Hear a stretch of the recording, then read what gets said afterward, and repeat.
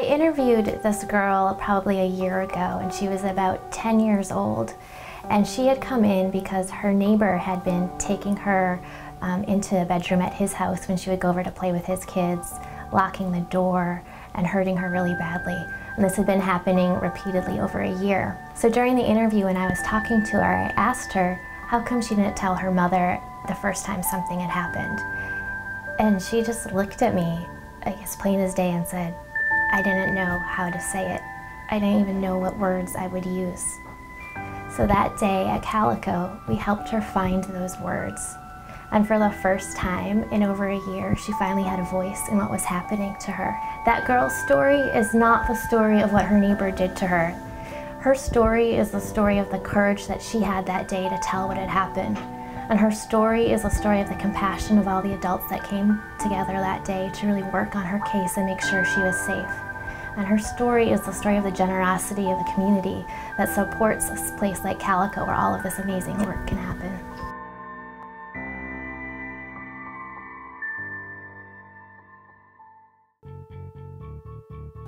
CALICO is the accredited child advocacy center in Alameda County, and we assist with child abuse investigations and make sure that that process is comfortable and effective for the children, families, and professionals that come to our center. When a child comes to CALICO, it's important for us to help a police officer determine whether or not a crime has been committed, but also help a child welfare worker understand whether or not that child is still safe in their home. While there's a lot of overlap between those two investigations, the goal of a child welfare worker is very different than the goal of a police officer, and we're there to help both of them equally. So what we're able to do at CALICO is conduct forensic interviews of children. And basically a forensic interview is a fact-finding interview that's used in court. It's developmentally sensitive, it's age appropriate, and it's legally defensible. And we conduct these interviews in a real child-friendly, comfortable, safe environment, where basically the interview specialist will meet the child where they are in their disclosure process and then move forward from there. So we can really get a clear account of the abuse that has happened to this child, and we get that account from the child in their own words. About 3/4 of the children that come to our center are 12 years of age or under, and most of them have been hurt by somebody that they knew well and trusted. Prior to having organizations like CALICO and child advocacy centers in the country, children would be interviewed in places that really weren't comfortable and really weren't appropriate for talking to children. At the end of the interview, it's pretty common for me to ask the child, how did it feel telling me about what happened to you? And more often than not, I get a response of, I feel so much better now. It's a place where young children can come and kind of have a friendly environment. They come in, the younger kids have toys to play with, they have TV to watch, so it's not so intimidating as the police department. So CALICO for me is a safe place for kids to go, and it makes it a whole lot easier for the victims and the victim families. CALICO helps so much in terms of saving children. You just have to watch one interview and see it through just to see how it changed one child's life. I mean, it speaks for itself. It's a special training, a special skill set that individuals have in working with children. And that I have great thanks for CALICO Center for them being here and having this available to people and their families. I don't know what I would have done, what my children would have done if the center wasn't here. For what happened to us, if I had not escaped, my daughter and I would not be here today. It was important for them to get out what happened and have that reported and recorded, and it helped them process themselves.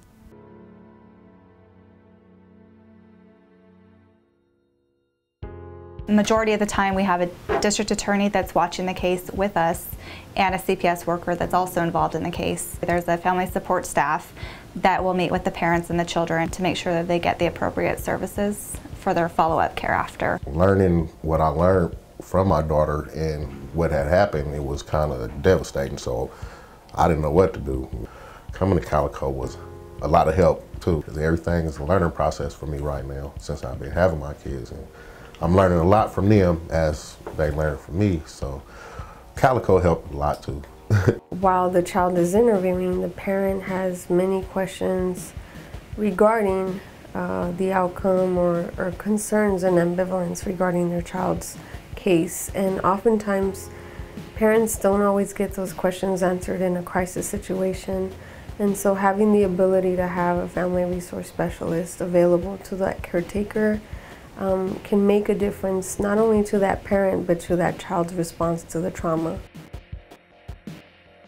Lo mejor que pasó en Calico fue que somos una familia que tuvo una experiencia muy desagradable. Todos los recursos que proporcionan en Calico es mucho soporte emocional, tanto para las víctimas y las familias de las víctimas. Virtually impossible for one agency to be able to address the full care needs of child victim of sexual abuse. And that's where our collaborative partnership really makes a difference, because we come together and through the seamless web of services we're able to really look at what the child needs through the whole continuum care of the following disclosure of abuse. The type of abuses that we're addressing nowadays in terms of how abuse is committed didn't exist 5 or 10 years ago. And so as a result, our laws have to change just as rapidly. And Calico provides a format for allowing all of the partner agencies to come together to understand what are the changing laws, what are the changing protocols, that we can expedite services, that we can maybe fill in gaps that may exist because of the changing landscape of child abuse in our county.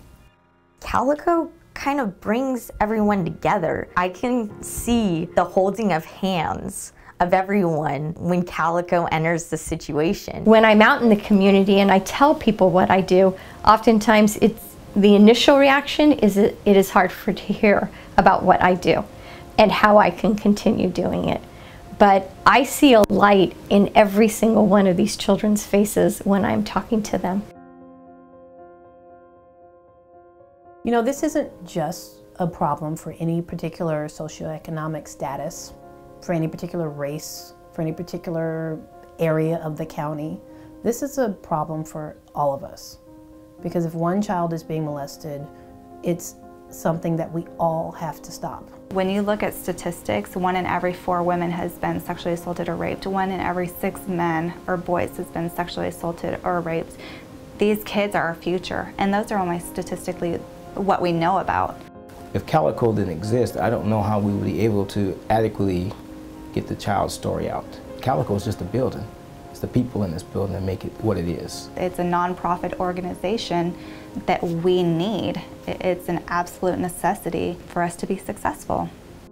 There are many, many ways that Calico can use community support. We have opportunities for people to volunteer. We look for donations. Every child that comes through Calico can select a book or a blanket or toy or stuffed animal or school supplies. And then we're always out looking for financial contributions, whether that is through our events, through just donations, any way that we can get the resources to make sure that we never have to turn a child away.